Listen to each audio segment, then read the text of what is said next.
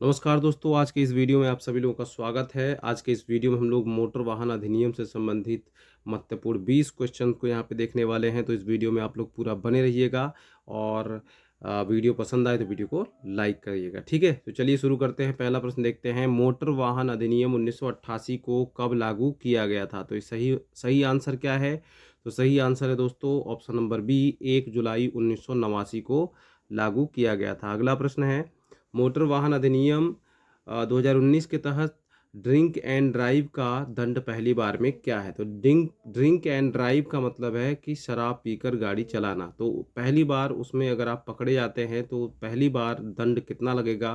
तो पहली बार जो दंड है वो है 10,000 रुपये, यानी कि ऑप्शन नंबर बी यहाँ पे करेक्ट आंसर है।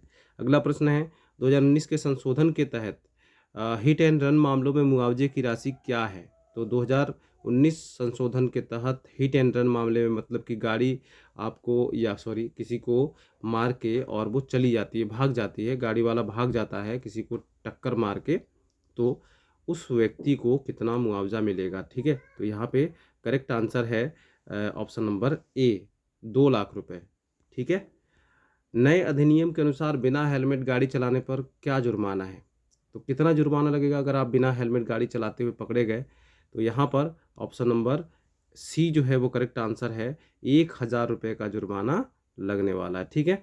अगला प्रश्न देखते हैं। अगला प्रश्न है, कौन सी धारा ड्राइविंग लाइसेंस से संबंधित है? तो ड्राइविंग लाइसेंस के बारे में किस धारा के अंतर्गत बताया गया है, किस धारा में वर्णन किया गया है? तो यहाँ पे ऑप्शन नंबर ए जो है वो करेक्ट आंसर है, धारा 3 के अंतर्गत ड्राइविंग लाइसेंस के बारे में बताया गया है।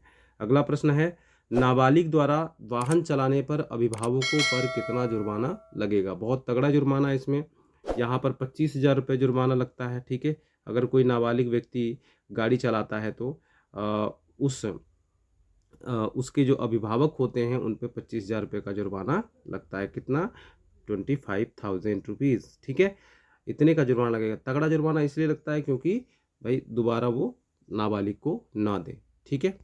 चलिए अगला प्रश्न देख लेते हैं, बिना वैध बीमा के वाहन चलाने पर दंड क्या है? तो बिना जो वैलिड इंश्योरेंस के अगर आप गाड़ी चलाते हुए पकड़े जाते हैं तो कितने का चालान होगा? तो चालान होगा 4,000 रुपये का। ऑप्शन नंबर सी यहाँ पे करेक्ट आंसर है। अगला प्रश्न देख लेते हैं, ओवर स्पीडिंग के लिए पहली बार का जुर्माना क्या है? अगर ओवर स्पीड में आपका पहली बार आप पकड़े जाते हैं तो पहली बार जो चालान होगा वो होगा 2,000 रुपये का। ठीक है। ऑप्शन नंबर सी जो है यहाँ पे करेक्ट आंसर है। 2019 संशोधन के तहत अवैध पार्किंग पर जुर्माना क्या है? तो अवैध पार्किंग पर जुर्माना जो है वो है 1,000 रुपये। ऑप्शन नंबर बी यहाँ पे करेक्ट आंसर है। अगला प्रश्न देखते हैं, मोटर वाहन अधिनियम की किस धारा में बीमा का उल्लेख है? तो मोटर वाहन अधिनियम की धारा 146 में बीमा का उल्लेख किया गया। ऑप्शन नंबर ए यहाँ पे करेक्ट आंसर है। अगला प्रश्न है, संशोधित मोटर वाहन अधिनियम 2019 में लागू किया गया गोल्डन आवर क्या है? तो बताइए यहाँ पे सही आंसर क्या है?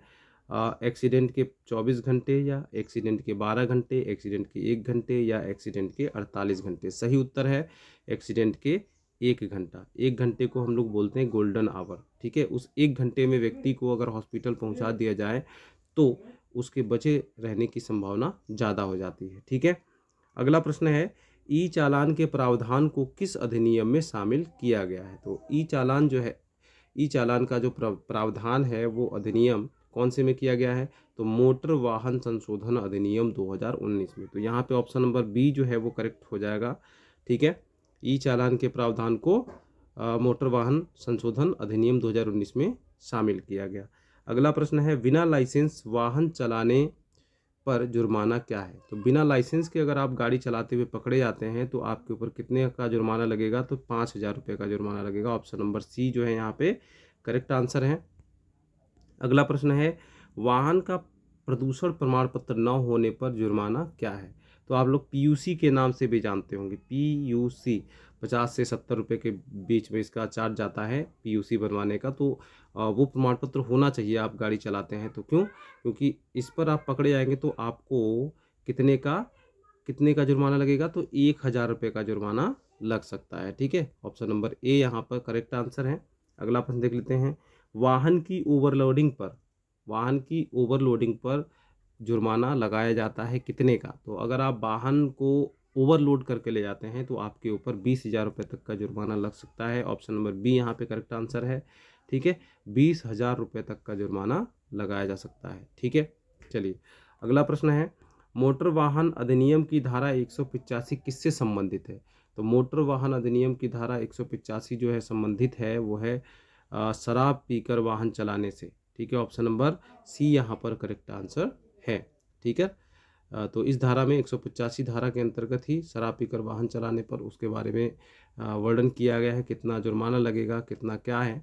ठीक है, चलिए अगला प्रश्न देखते हैं, संशोधित अधिनियम में किस प्रकार के वाहनों के लिए फास्टैग अनिवार्य किया गया है? तो संशोधित अधिनियम में किस प्रकार के वाहन के लिए फास्टैग का अनिवार्य किया गया है? फास्टैग को अनिवार्य किया गया है सभी प्रकार के वाहनों के लिए। ऑप्शन ए जो है वो करेक्ट आंसर है।